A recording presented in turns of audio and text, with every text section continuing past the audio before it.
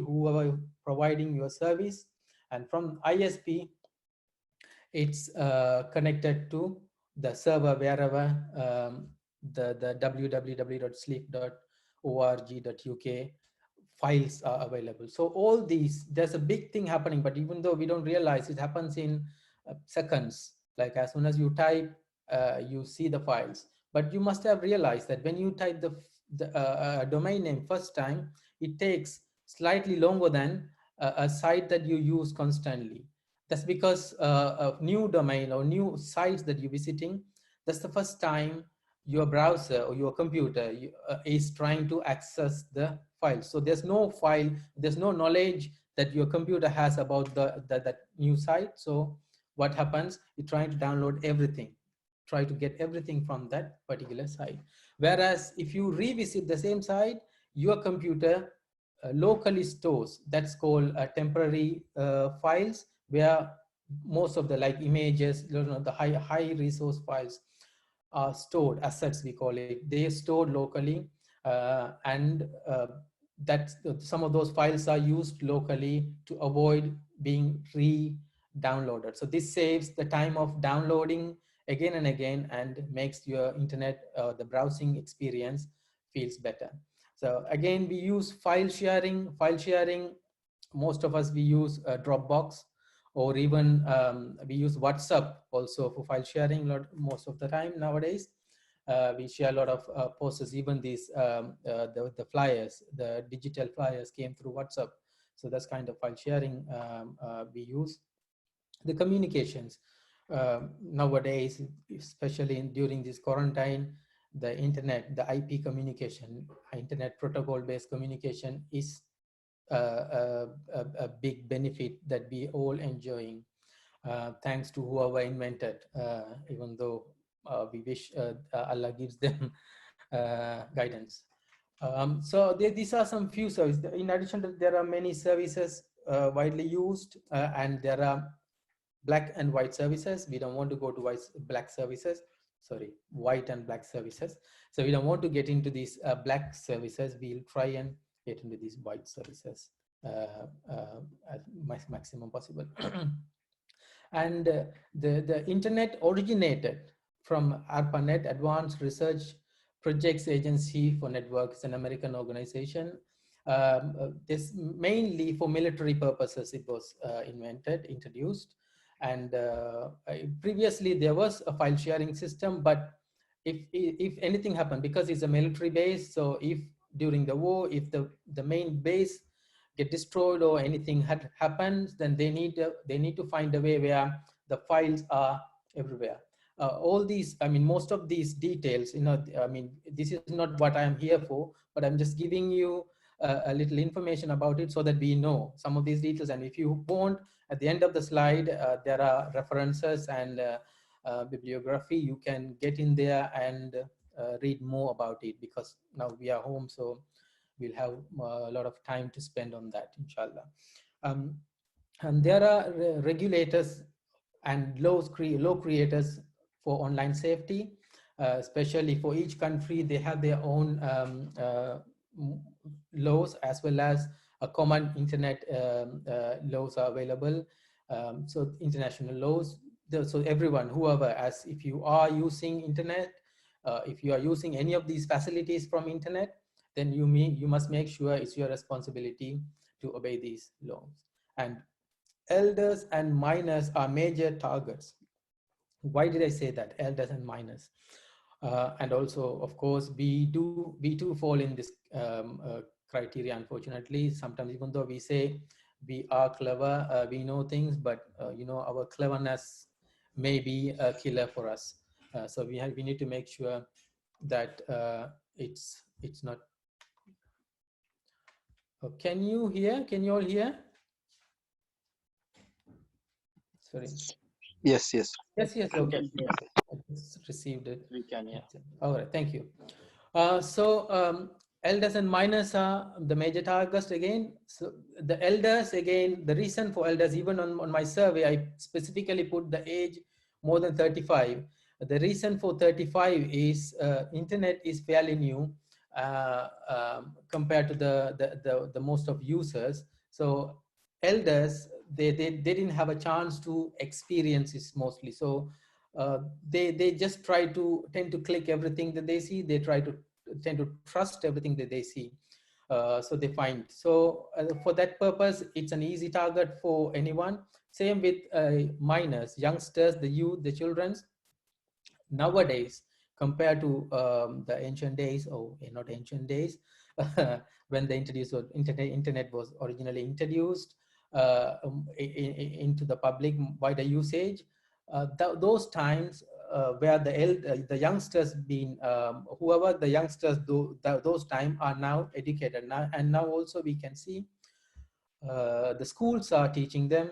So most of the youth, the youngsters are much familiar, but whereas the minors, they are using the internet, but they are not fully capable of what could be going wrong. So we need to make sure we educate them. And there are surveys about it, so I will get them going in the meantime, inshallah. So smart thinking, the fraud prevention starts with fraud education. So if you don't know how someone can attack you, you won't be able to defend. So it's good to know, it's good to learn some of those tactics that widely used by those people who we say hackers.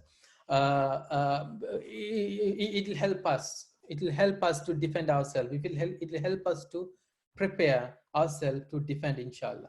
So this kind of little education helps us. And also think before you click. I'll come to that again when we talk about this phishing, which is the spam emails, comes as a real one. So the think before you click. Any links that you clicking nowadays, not only emails coming in, sorry, even you get SMS messages coming in with a hyperlink, where when you click, that's what are they benefiting. There are many, but we don't, I mean, we exactly don't know what exactly, but then again, they've been benefiting by sending us an SMS or WhatsApp message or whatever the way they can get you click the link, and then they find out that you are really you. I'll explain you later about it. Don't let your smart device outsmart you. Yes, we all smart, we all have the latest device, but do we exactly know what the device is doing, what the device is capable of, and who is it really working for? That's the important question that you all need to answer. I'm not here to scare you, just going to warn you only. So that's device, the smartphones which we use, and the biggest disadvantage, or I would say biggest threat of these smartphones, you can download all the apps, any apps we can download it, but the thing is it really a verified, validated app? Is it really doing what's supposed to be doing, or is it actually stealing my data and giving? A simple example I tell you, maybe I'll be repeating this again. The Faircaller app. Everybody likes it. It's a fantastic app. You can download it and it will tell you who's calling.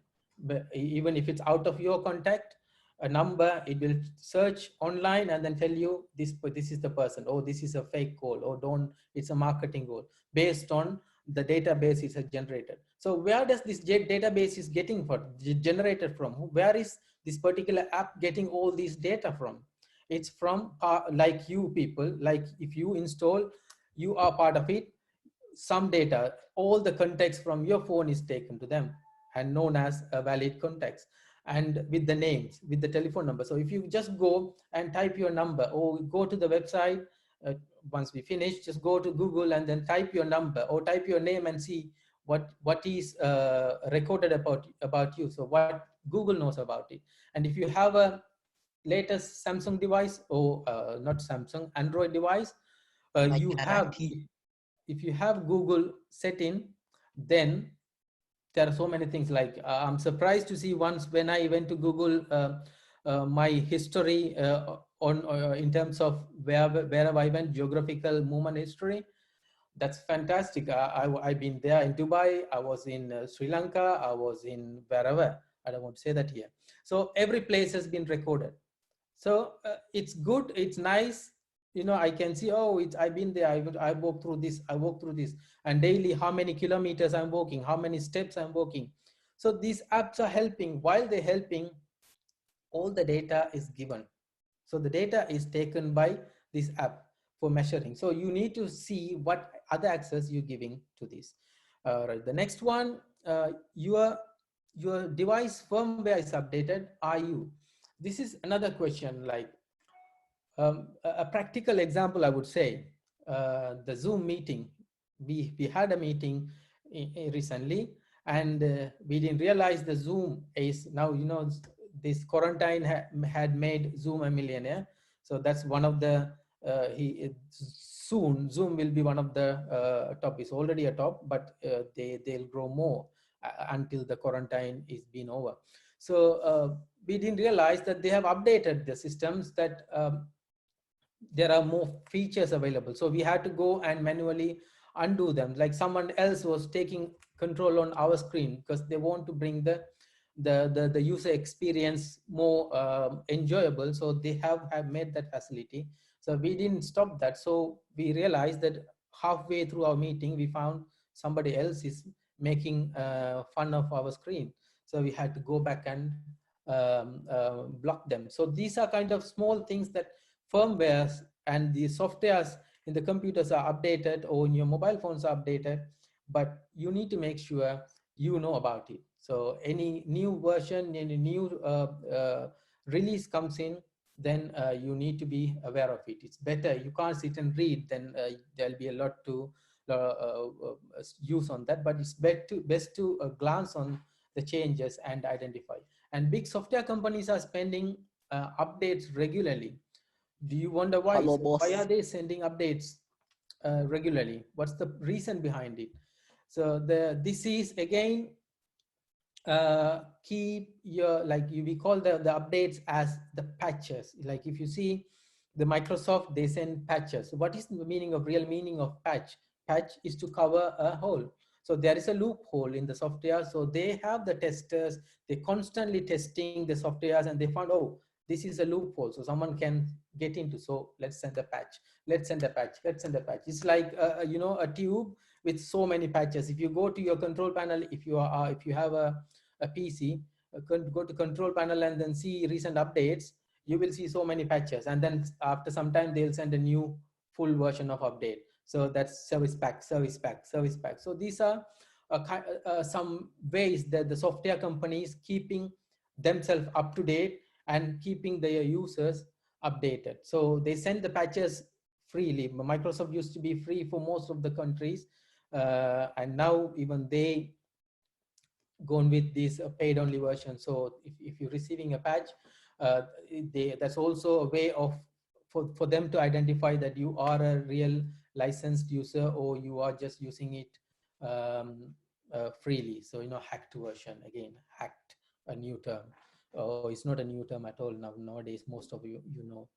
Right. And the next one, Hello, والله. uh, is your password correct? This is very interesting. There's a poll about it. Let me open it. Oopsie, sorry. Where is that? Yeah. I have a poll to answer.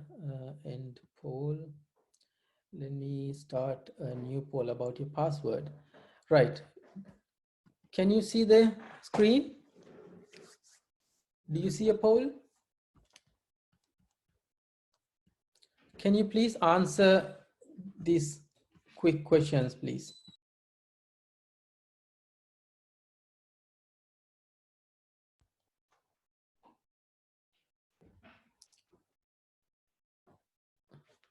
Still waiting. A quick set of questions. How many passwords do you have? Is it one, or is it between 2 and 5, between 10 and 6 and 10, or bit more than 10? Let's go ahead with it. Yeah, right. So this password kaspersky.com, it's a new website. It's available for everyone. You can check your Oh, I password. know Casper. Yeah, Kaspersky. I'll give you the link later. So I'm going to type a Thank password you. here. Can you see my screen? Yes. Right. So I'm going to type a password PASS. So how long will it take to break this? 1 second. So the Ooh. password will be brute force with an average home computer in approximately 1 second. So if you have a password called PASS, don't even bother giving a password, right? Just make it no password at all. Like, let me see another Apple. 4 seconds. It will take 4 seconds for a computer with this hacking software to get this password cracked, so they can easily get it done. So let me see a good password. A good password, you will see, say, a capital APPLE2076 dollar. So it will take, as soon as I put a dollar, it took 10 months. If I delete a dollar, it is 9 days. I put a dollar sign in my password, it's taking 10 months. And suddenly, can you see it's gone green? Can you see my screen, the mouse move Yes, annotation? yes. Okay, let Yes, we me. can see that. Yeah. Okay, great. Otherwise, I'll bring my screen annotation. Right. So that's $1. So if I put another pound sign, so that will take 7 years to break. If I put another and sign and go, sorry, so that's all, that's already 7 years, so that's maximum number of characters it can take. So the making the password strong is very important, because password is the first and foremost entrance, the gateway to any of your websites or activities that you do. So if you have a weaker password, then make sure that you are inviting trouble. So this is one typical example that we can see. If you have a password, just go here and don't type the password, but type something similar and see why, how strength your password is. So how long will it take for someone to break it? It's using one single computer, but when you see a hacker is using, they're not going to be using just one, they'll be using many, more than one. So if it's 7 years, if using one computer, if they utilize multiple computers with, it's not a home computer, it's specifically designed for password cracking purposes, it will be done in a few minutes. So that's why we have to make sure we use a stronger password, and also we keep changing the password. Like another, my next question is your home router password changed? That's one thing which we normally don't do nowadays. I can see most of the routers are coming with a good, stronger, relatively stronger password. Previously, there used to be admin, and most of us don't even bother changing that password because we don't know how. So it's very important. In the user manual, they always say this, go to this IP address. Most of the time it will be 192.168.1.1 or 192.168.1.254, whatever. It will change based on your router type of router, and log in there using the password that got printed on the router, or on the bottom of the router they normally print a password. Even that, you change it, you have to reset it, because it may be a visitor coming in, but it all what they need is take their mobile phone and take a picture of it. And if you don't change the password is there. At least the minimum that you can do, use the same password at the end, put your initial with capital and simple. So you don't need to create a new password, and the initial is at the end is your password. That's number one. Number two, most of us, we have these Wi-Fi passwords. Just go and check your router, that is it WPE or WPA. Say WEP or WPA. If it's WEP, that's older type routers. And nowadays the most advanced way is WPA and WPA2 types of encryptions. Most of the routers are using, if it's newly purchased or if it's newly taken. If it's older ones, then it will use older type of encryption, where the connections between your router and the PC, the encryption, the connections are, the communications are encrypted using, what is encryption? We'll discuss about it later, or even I can say that now. Say encryption is, it's a kind of a triggering a text, like I want to say something to you, but rather than saying that, I use a different code, like in mostly used in militaries and these encryptions are highly invented.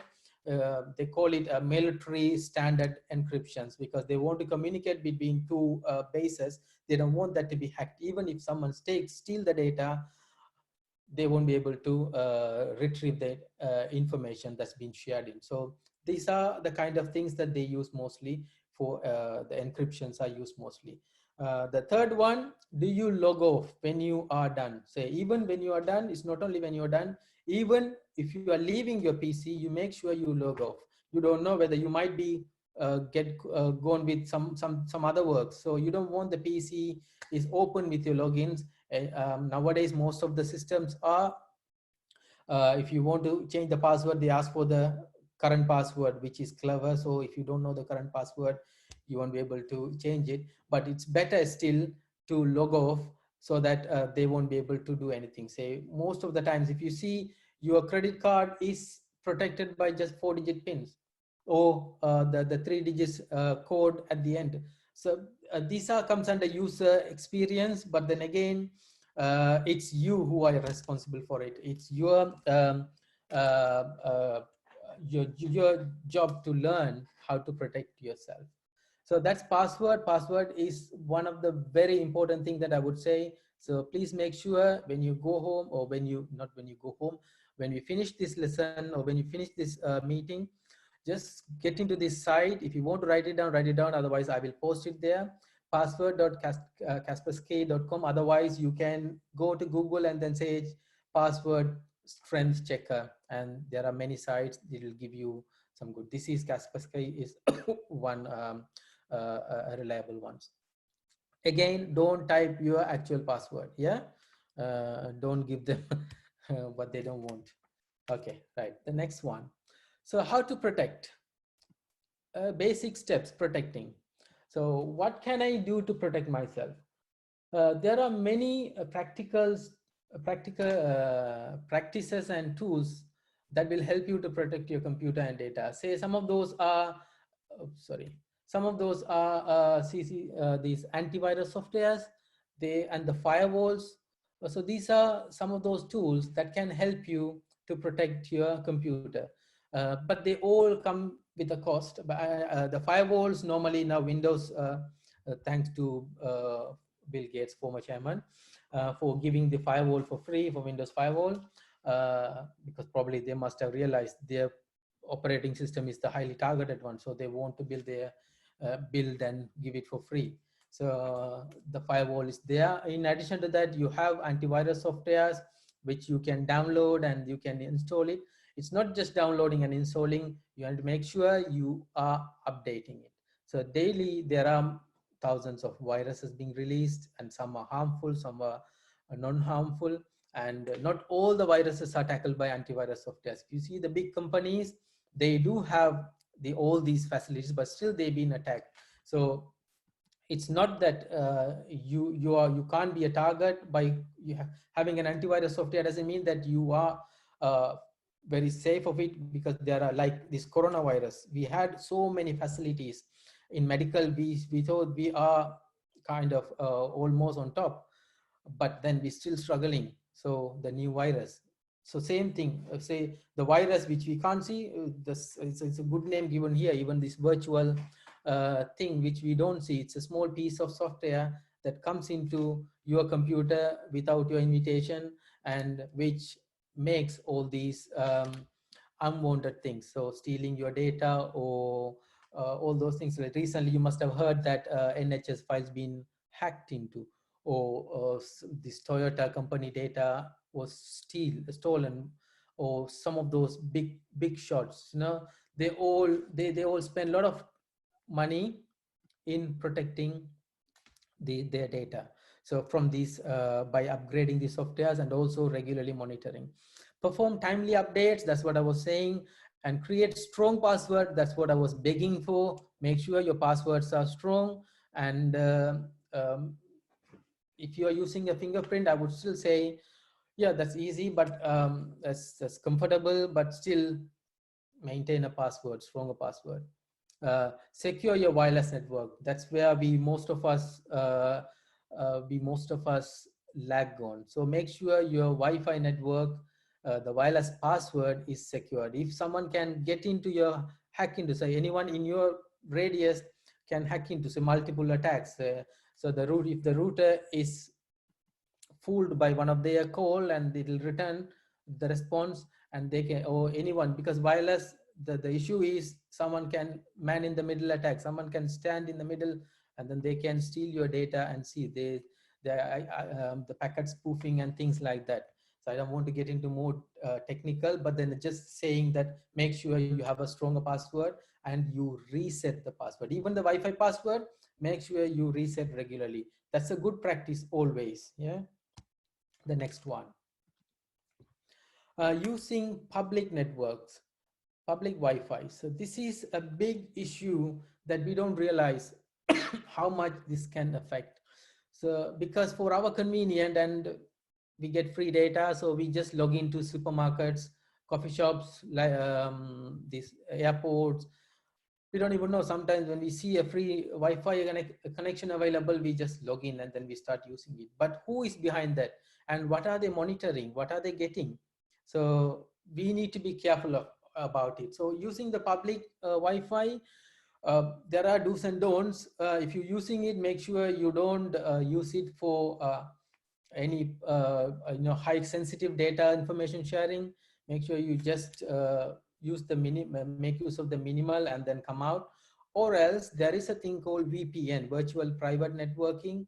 uh, it's again, I would say you do more research on that, because there are fake ones, there are lookalike ones. You need to make sure you buy it from a reliable resource. There is a slide about it, I'll come to that more.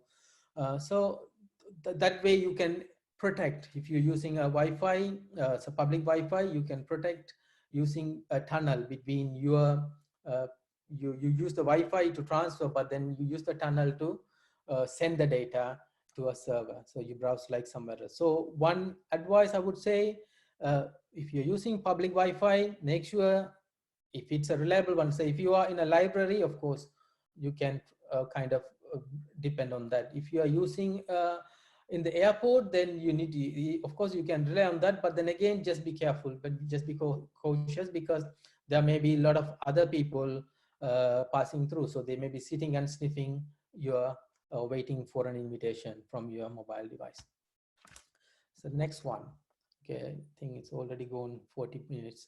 Right, online chat room. This is another issue that we have.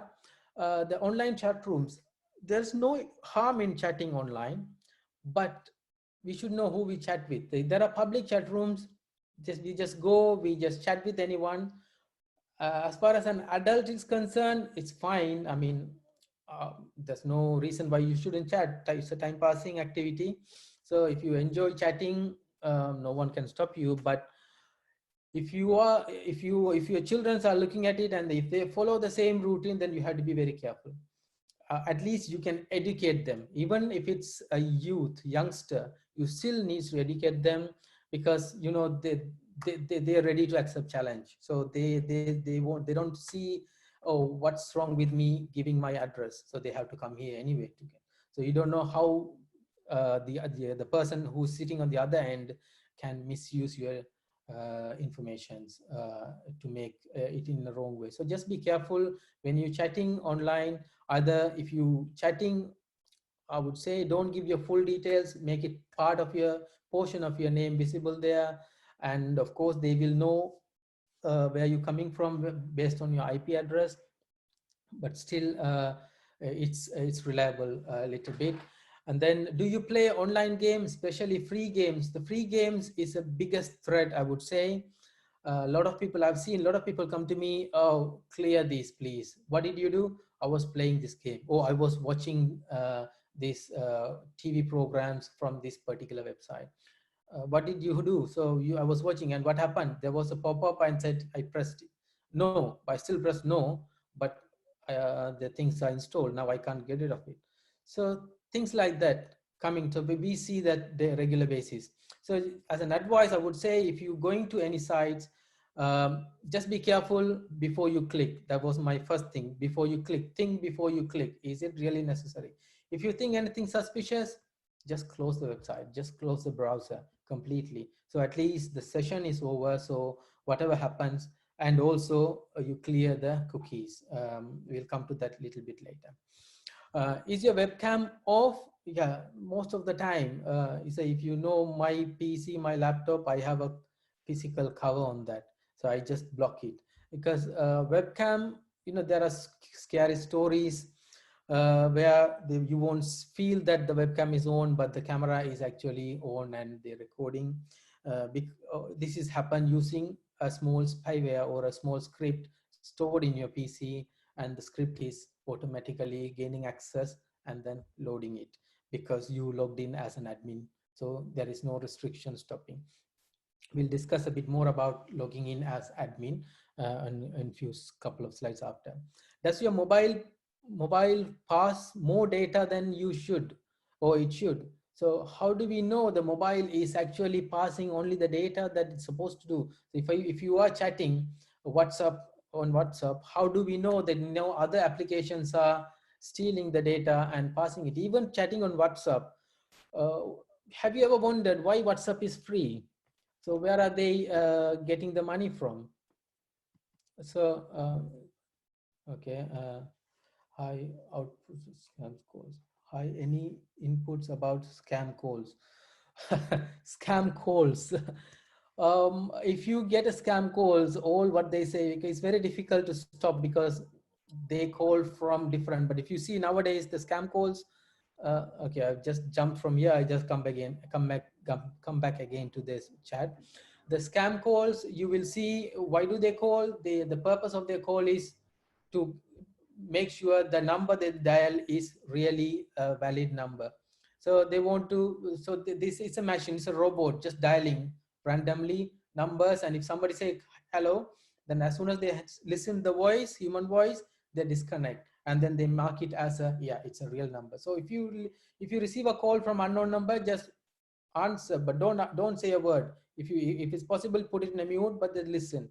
Is the other person from the other end saying hello, then only you say hello, otherwise you just say. And there are many online websites available. Just go and record this number, so it will be numbered up, so you can search the number online. If you receive a call from a number, a known number, like rather than withheld, if it's with the number, just go to website or just to go to Google and type the number to see is it marked as a as an spam caller.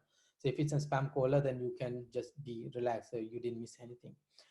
And they also, if you want to contribute, you can just add this as a spam caller, and you can say yes, I received also. So just be careful if you're receiving, or is it a marketing call? So like that. Okay, right. Let's come to our online games. So online games, as I said before, a lot of people being targeted, being a part of these affected group. So just be careful if you're playing online games. Just make sure the sources are valid.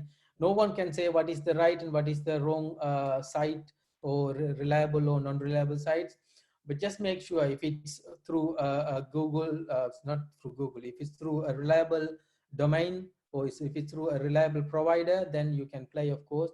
Otherwise, just stop. And if you want to play, then in a couple of slides after, I will talk about it. Is your webcam off? And then does your mobile phone pass more data? I think we covered this. Yeah. How do you make sure your mobile is not passing the data that you don't want to pass it on? It's a simple way is don't install any apps that you don't want to or you don't know about it. Nowadays, WhatsApp, for WhatsApp, there are so many plugins. Like if you go, these funny tones like codes, oh na adicha thanga mata nalu masam thunga mata. So that codes we downloaded, and then we don't know what access we giving that app to retrieve. So I was trying to install one, and then it's asking please accept these. What access they want? They want to access my contacts, they want to access my photos. Why do you need these? You don't need this, you're just going to give me this. So I just say no, stop, and I uninstall that app. So same way, you make sure if you go to your mobile phone settings, most of us didn't really care, so we just install anything that we see. But just be careful the mobile phone apps, if you don't know where you're downloading from, even from you may be downloading from Google Play, but Google Play, I know because we develop and submit apps, they do verify, but they are more focused on the contents that you providing rather than the internal script. There may be a script hidden underneath. We do develop, and one of my developer is also joined here, so he will say more about it. Like we can create apps where you actually installing one app, but underneath there is another app.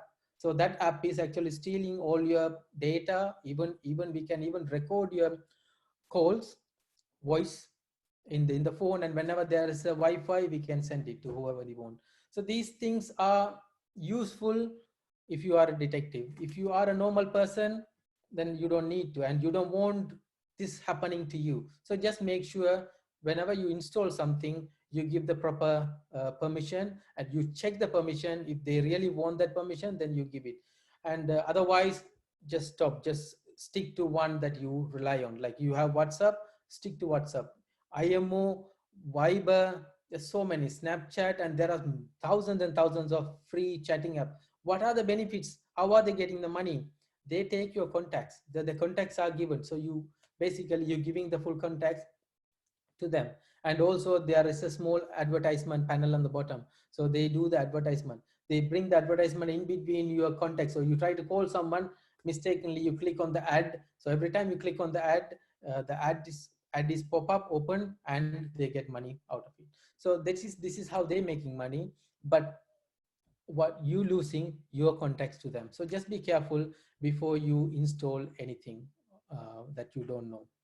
Right, HTTP or HTTPS. Before you access any website, previously, if it's a couple of years back, then I wouldn't have put this. I would have just warned you. Just make sure that HTTPS is available. Nowadays, it's a must. It's a compulsory. The site needs to be HTTPS secured, hypertext transmission protocol or transferring protocol secured way. So the communication between yourself, your PC or your computer, your mobile device is encrypted to end. So they both, only you and the other person. There are various encryption methods available. So you must have heard 56-bit encryption, 128-bit encryption, or 196 or 256 encryption. So these are the way that the number of bits, say when you say 256, there are 256 zeros or ones. So if you put all 256 zeros, that's one code. So if you put one at the end, then 000000001, 0000010, 0000011, 000000100, like that, millions, roughly more than 4 billion combinations you will be able to, it will generate. So when you send the data, your data will be encrypted. If you are interested in learning more, I can't explain here. It will take 2-3 days to explain how the keys, public keys and private keys are working. There are resources, links available. I will transfer it to you. You can learn about it. But make sure you are browsing. When you are browsing, your browser is HTTPS, and there is a small padlock you see. And so anyone can produce a padlock, and mostly the server providers, they make sure they do some internal checks to verify that these encryptions are really valid, and the sites are valid. But if until they verify, if there is a hacker or if there is a bad person sitting in between, and you went there and you lost your data, no one will take responsibility. It's you at the end will suffer. So just make sure. Same thing with online payments. If you're making a payment, just make sure you verify the person, the resource, or the payment gateway. We call it online payment gateway. Like for example, PayPal is an online payment gateway most of the people use. Same way Sage Pay, or with Barclays Pay, so the Google Pay. So these are some merchants who are trusted, so they defend. So if somebody steals, when you complain, they will get the money for you. So, and if you want to take payments through them, so it's not easy.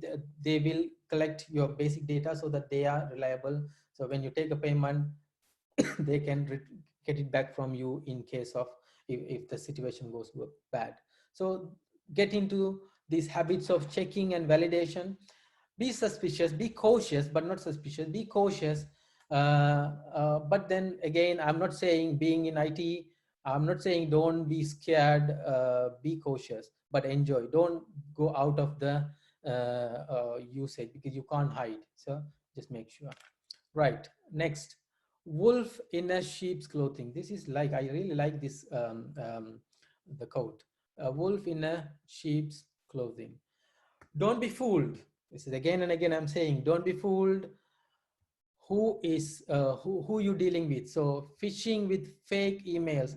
I was after creating the slides yesterday, I was thinking I should take a fake email and show you. And this morning I received one, luckily. So I think I can show you that. That fake email, where is that? Let me stop this slide. Sorry. And let me go to my email. Of course, you won't see my emails. Don't see my emails. Where is that?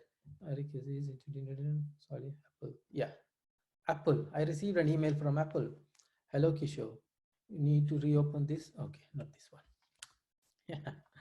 Even if you know the number, you won't be able to do anything. Has it gone to my junk mail? Maybe I should go to my junk mail. Right. Yeah, this is the one. How do I unlock my account?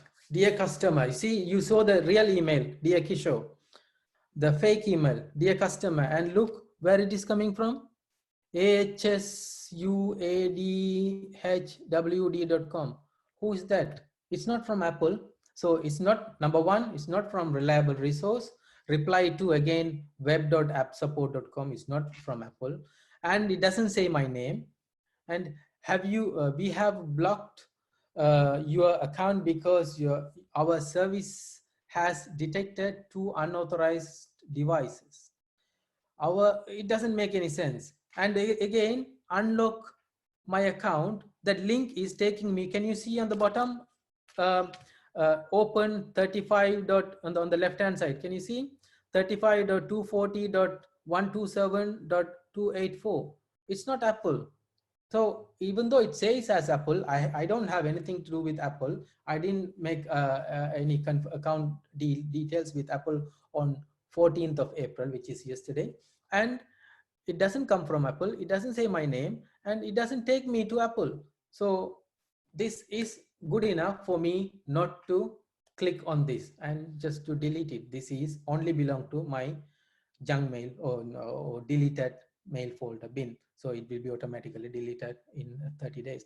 So just be careful. This is called phishing. So like they put so many emails. It's not a person sending, it's a machine sending.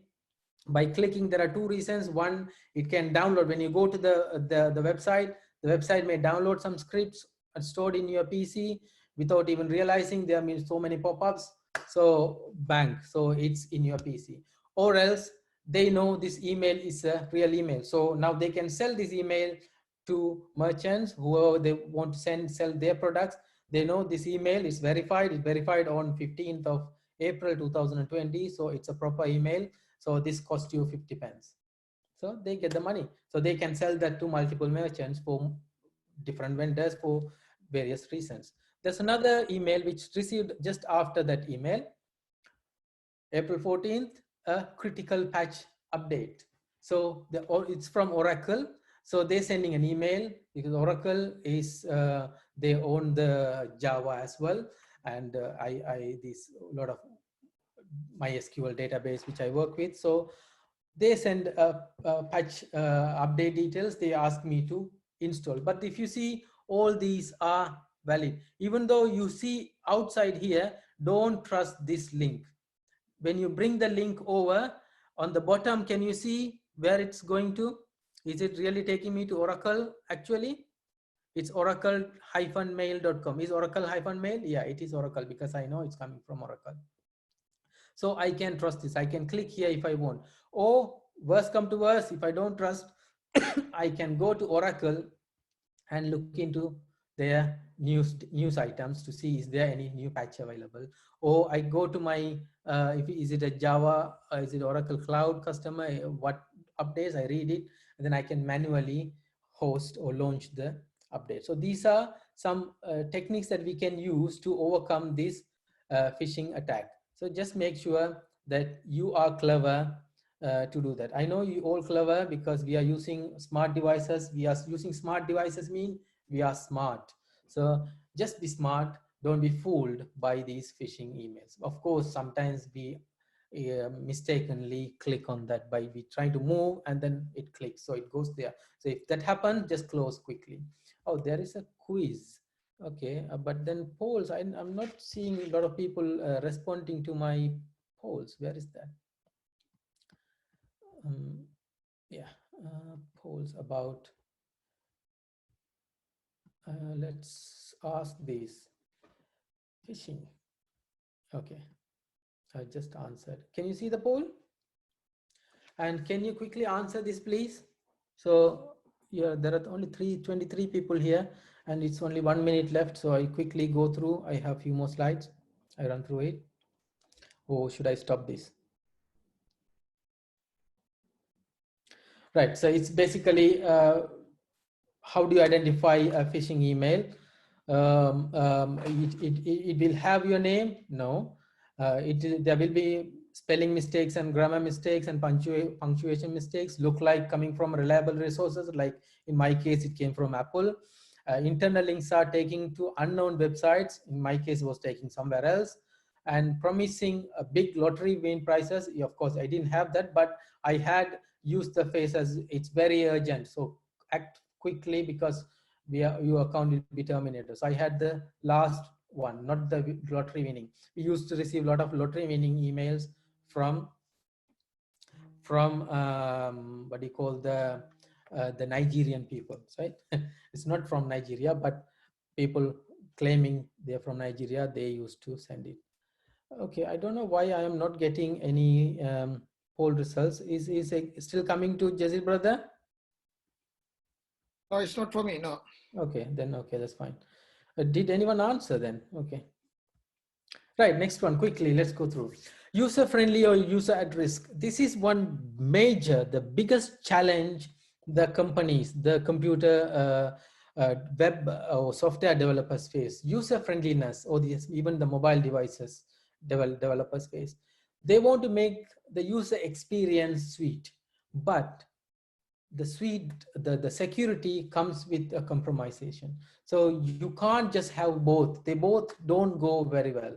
So if you want to make it easy, say for example, you when you come, your door should open, or then so the door needs to identify it's you, and then what's the distance it can, and then just make sure that if it's detecting from your eyes, you are not wearing a sunglasses or any glasses. If you have something in your hand, you need to remove that and then see. So there are so many issues there, but still, while you coming, you don't want to open the door, but as soon as the door sees you, the door will open automatically. But you actually not going inside the door, but you have to manually go and close the door before you leave, and how long it should left it open. So there's so many challenges in bringing the user friendliness, the user experience a lot easier and safer. That's why I purposely put this upside down.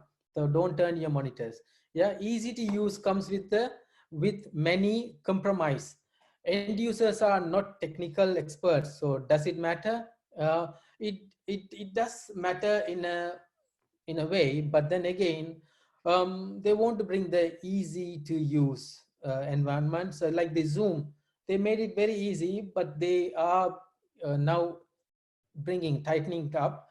But then it was very easy, you just type the number, then you type the password and you are in. And now they introduced that only the host can let you in.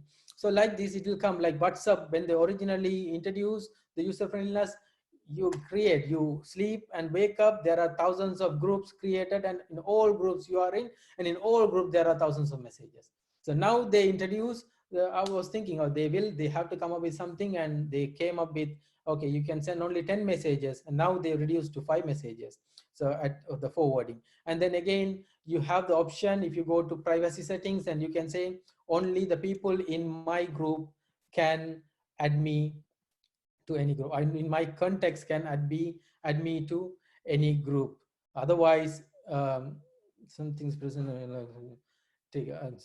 and otherwise they won't be able to add you. So that's a good feature. So only your contacts can add you, otherwise they send you a link, you you opt in on your by clicking that link. So these are kind of little user friendliness, but then again they also include security in that. Does every device have the latest software or update? This was another, previously I discussed about it. You need to make sure you update. Say my other laptop is keep on prompting me, my MacBooks, I say update, there's a software update, do you want to update now? But I'm just because I'm in the middle of something, so I'm just keeping it, remind me tomorrow, remind me tomorrow. So keep on, because it will take 2 hours to update MacBook especially. So I don't want to do that until I come to a case where I am free to do that. So like that, make sure, but don't be like me, make sure you update the softwares, what the operating systems, your mobile phone softwares, and your antivirus software especially, very importantly. And if you are a web developer, I'm not saying because they already know, but make sure your server versions are up to date for that, inshallah. The next slide. Security.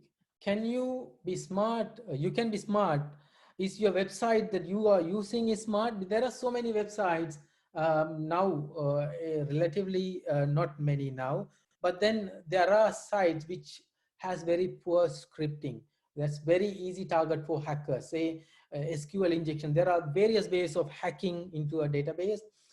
Very most popular thing is SQL injection. They type an SQL script that will retrieve every details from the database. Mostly they've identified even a best developer, the very good developer that you know, you can flag it as a good developer. They leave some loopholes for testing purposes. They put something but they forgot to remove it at the end, so it's gone there. So same thing, so you just make sure the site you're visiting is safe. So is it used by many, is it recommended by many? Then you can kind of rely on that. For scripting from server could be an open invitation for hackers. That's what I said. This is more towards developments. But then again, as an end user, we wouldn't know, but just be careful if you see anything suspicious. Bots, again, another thing, I'm quickly touching it. There are two types of hackers. They call it black hat and white hat. White hat hackers are the people who are called known as ethical hackers. They use the hacking to know where the loopholes are, and they try to fix that. They're helping these organizations. Black hat, the opposites, where they try to steal data and information, and then they sell it in the black markets or the computer, the other side of the internet.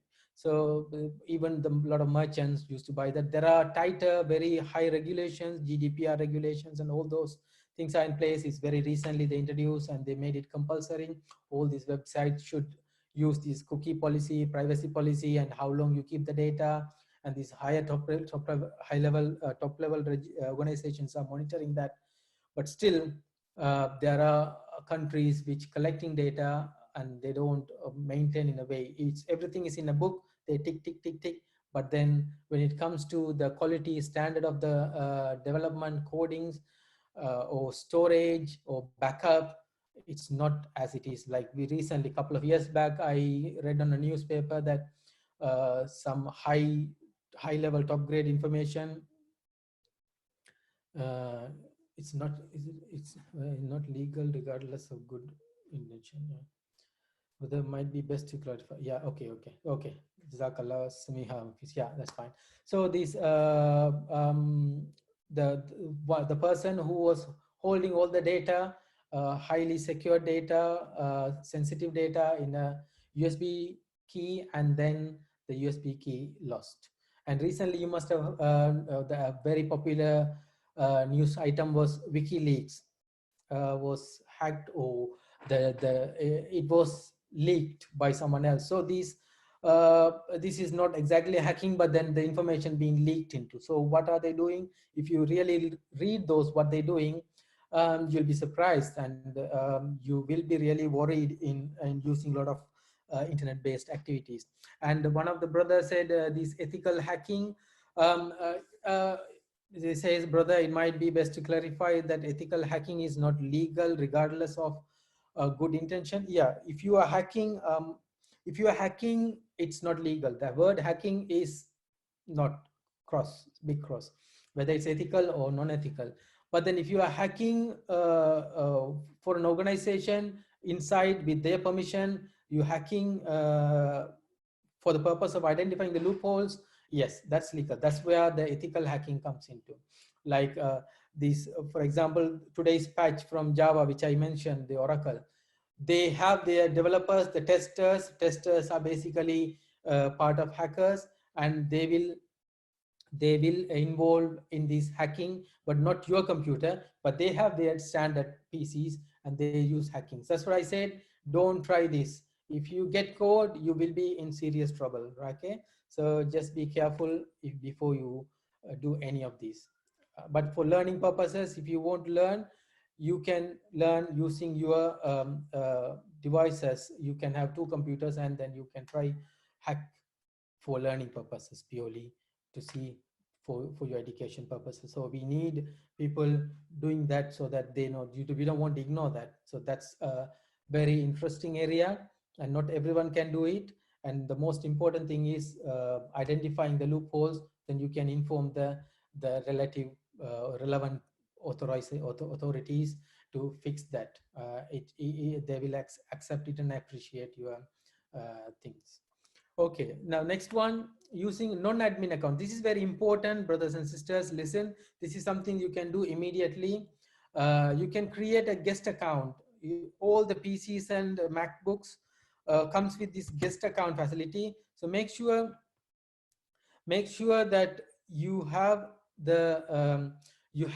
a guest account and admin account. So admin account, keep it yourself, don't release the password. Use it only if you are installing something, if you want to access any important files. Use the guest account if you are accessing like any online chat rooms or playing online games. With this limited access, not a lot of things can be done. The harm can be done into the computers.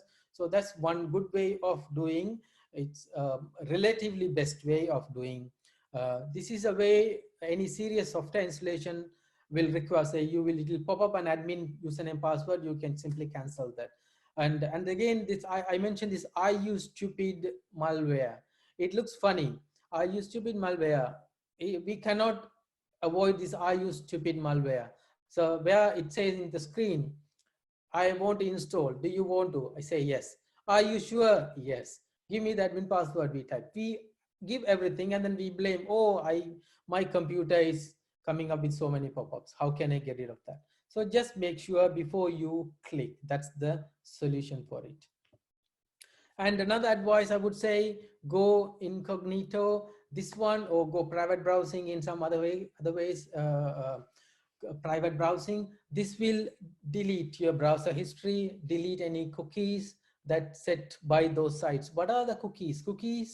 It's not the cookies that we eat. You must have heard it. It's not. This is a joke I made say 15 years ago when I was teaching, but now cookies is a very common word within internet industries.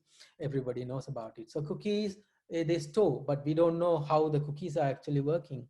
Say I search for a holiday, or in WhatsApp I type about holiday. When I go to Facebook, I see the holiday packages are based relevant adverts are displayed. Or in Google I search for holidays, and when I go to Facebook I see or when I open my Hotmail, I see on the left hand side or right hand side the banner with holiday packages. So all these are happening using these cookies. So the cookies, it's an interesting area. Again, I'm not going to explain here. You can go learn more about it. There are so many YouTube channels, videos available. They clearly explain the purpose of cookies and what they can do, how they can be harmful, and the cross scripting cookies and all those third-party cookies you have in your browser. You can make in the settings, you can go and make sure the cookies are not what kind of cookies and how long you want to keep the cookies. This incognito window is best way if you are visiting any like a bank site. So you can go there, and then when you click close, everything is closed. Or if you want to watch some movies or play some online games, you can go there, and when you close, the cookies are cleared, and the history is closed. So this is one a simple way. It's not the complete secured way, but then it's better than using your normal standard browsing. Virtual private networking, I discussed about it. VPNs, it's a good solution for when you're using public networks, but then there is a cost, because proper virtual networking, mostly there are free, but they use the AdWords, they bring the AdWords to make money, and it's not fully reliable, and because we don't know how they are they really making it use.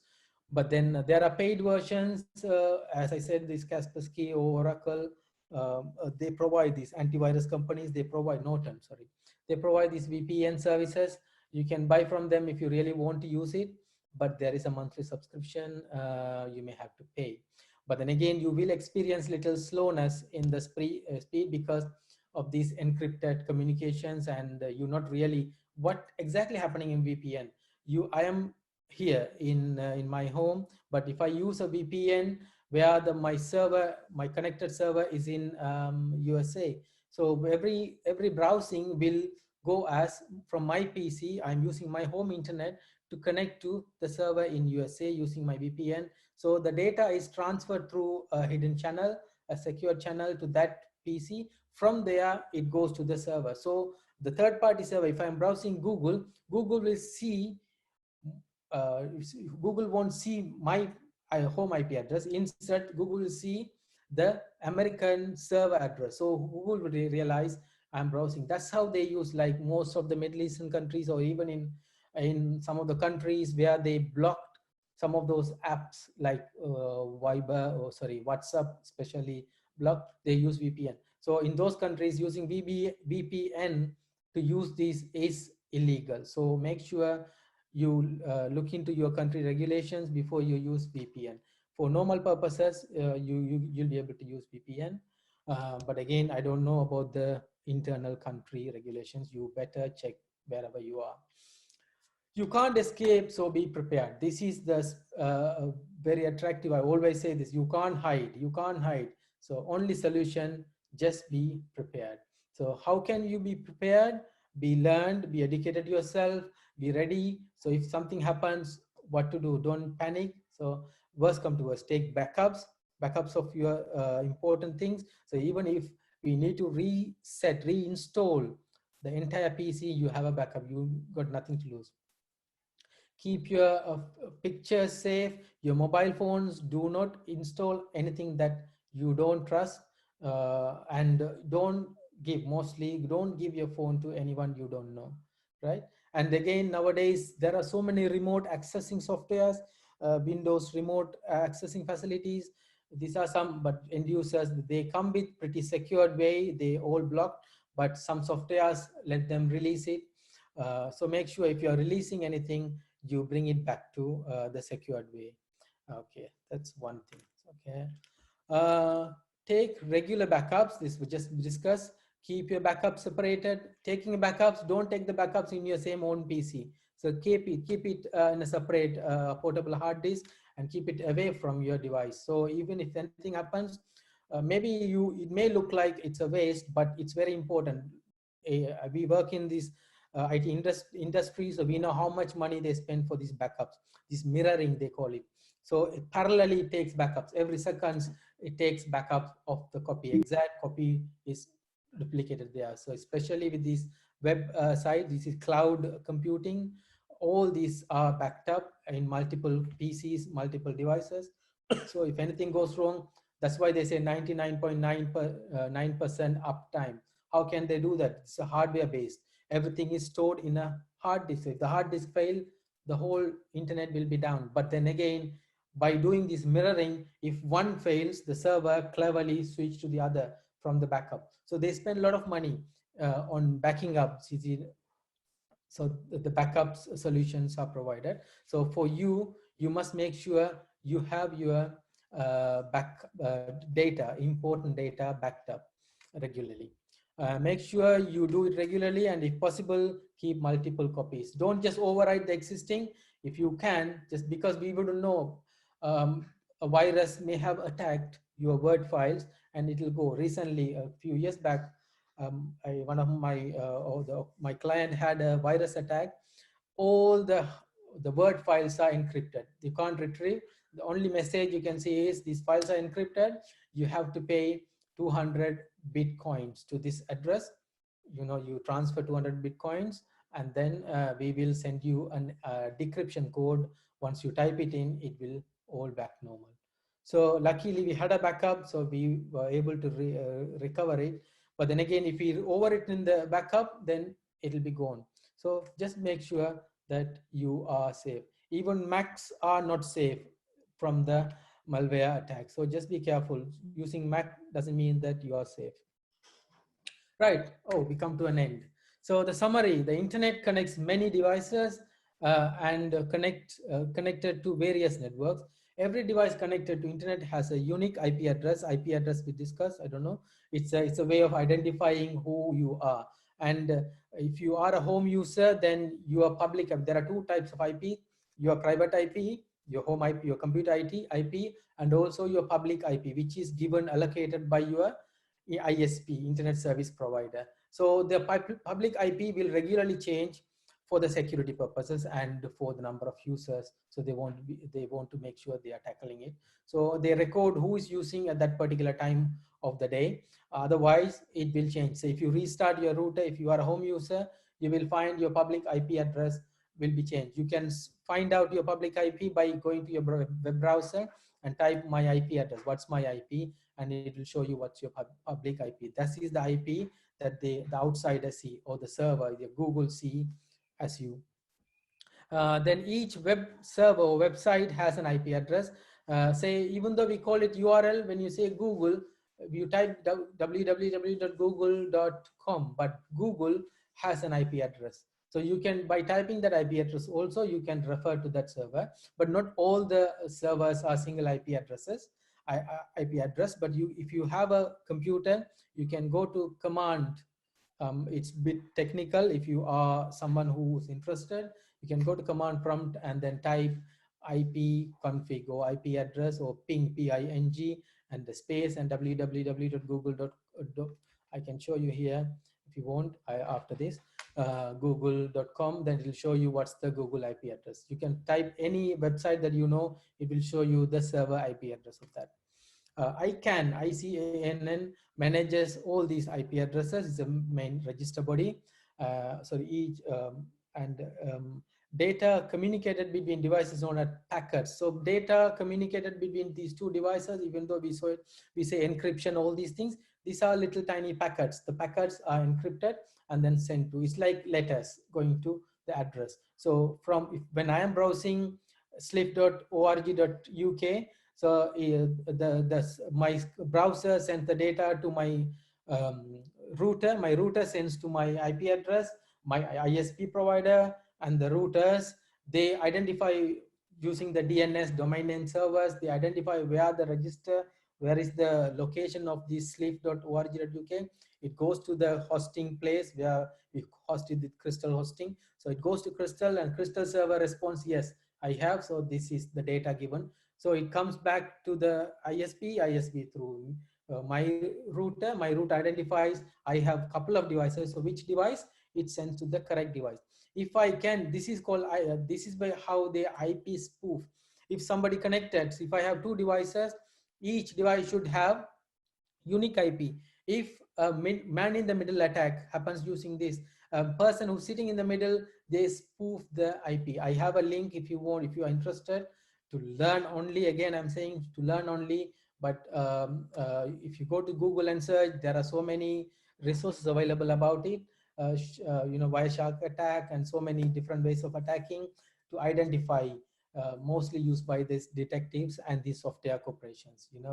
The authorized people who has access to use these softwares. I don't know if you heard of Linux Kali version of it. These are all highly used terms in this hacking world.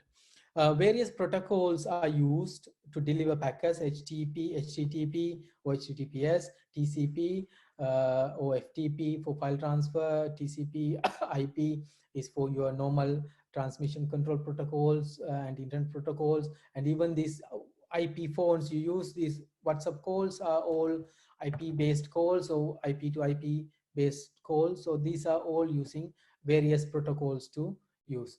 Update your regular scams. If you this website I given you, consumer.ftc.gov, or there are various websites available. You can see about the latest updates. Nowadays, the latest trend is coronavirus updates. So just make sure if you receive anything about coronavirus related emails or anything, just be careful. So take home task. Check the apps you install in your devices, only install from the reliable resources. I'm repeating reliable, reliable, reliable multiple times. Just make sure there is from, even if it's from Google, don't trust Google always. Don't trust Apple always. I know we upload apps to App Store, we upload apps to Google, so we know what they check, what they don't check. So just be careful. You are responsible for your uh, apps that your devices. So you make sure what you install is what you want. Check your password strength. This is one very important thing. You must go and check your password strength. Or no, don't type the exact password. Try a similar password and see how much is making it. And include your capital, simple, capital letter, simple letter, a symbol, and also a special character. Okay. Participant, what? Okay, someone's coming now. It's after 5, probably they missed. Right. Next one, logo when you complete it, make sure, change your password regularly. That's something I begged for you. Change your passwords regularly. Logo when you complete it, always keep it a habit, or make sure your computer is always asking for the password when it wakes up from your sleep. Make sure that happens. Know before you click. That's another important thing to prevent you from any unwanted invitations from hackers. And then check before you install. Is it really wanted? Just make sure you know exactly what you're installing. Right, guys? Thank you very much. All the best, and get yourself updated. Be smart. Don't be fooled. Jazakallah khair. If you have any questions, feel free. If you can unmute yourself. I don't know what's the time now. I've not. I have more and more to. So I'm trying to minimize my slides. Is keep on adding, and then I say I don't want to confuse. I don't want to scare people. So I've reduced a bit. I don't know how many people yawn in between because I don't see your screen. I was seeing my screen. So if you have yawned, I'm sorry. I will be a good father. Make you sleep. Yeah, somebody's asking something. Manzar. We have 4 minutes before we close. You all happy with it? Jazakallah, Kishor brother, Allah, well done. MashaAllah. MashaAllah. Jazakallah. Jazakallah. Jazakallah khairan, Kishor brother. It was a very useful and eye-opening session, mashallah. Jazakallah khairan. Jazakallah. As long as we are safe, we all safe, inshallah. Because we don't know something that we might not realize. Nowadays, email is kind of free. It used to be free. Now for the companies is no longer free. They have to pay money to send emails. But these junk mails are always available. So just make sure, like you receive. Sometimes, this morning, believe me or not, this morning I received an email. In that email, the subject line, it's my password. Would you believe? My email subject line is my password. It's come from probably Russia because characters will look like Russian characters, but it's not my new password. It's one of my old password. So if I haven't changed my password, then that email is compromised. So luckily, even I forgot, I know this password. I went and typed and it says it's wrong password. So thank God, alhamdulillah. it's not the password. So they had my password there. And a few weeks back, I received an email saying, oh, this is your password. So I've hacked into your email, and I've saw all the sites that you've been to these porn sites and all these things. If you don't pay me, I'm going to release all the videos. I just deleted the email because I know I didn't go to those sites. But then again, the password which they said, somehow, somewhere, Microsoft is Hotmail. So Microsoft, I only use that password there, and I used a similar password in some other places as well. So probably they got those passwords, and they misuse. They try to attack me. So if it's me, it's fine. But if someone else, someone who's really worried, they might fall in their trap, and they might even pay. Okay. Jazakallah, I don't want to take more. If you want, I can copy and paste these in the chat room so you can benefit from these links, but don't misuse these. Okay. Again, you can search all these. Where is for everyone? I don't know if you can copy these. Yeah. Do you have the facility to copy these? I think I've given the access to copy. No, you can't copy. Oh, sorry. If you can't copy, then you have to search. Okay, brothers and sisters, Jazakallah for your time, valuable time. I hope you found something interesting, something useful. Maybe most of the things you know already, but you may have not used in or kept in practice. So please make sure we are all safe. We are all staying safe. Jazakallah, brothers. Also, I'm going to close this unless you have any questions for next 1 minute. Jazakallah Kishor, brother. A very useful session. Jazakallah khair. Assalamu alaikum wa rahmatullahi wa barakatuh.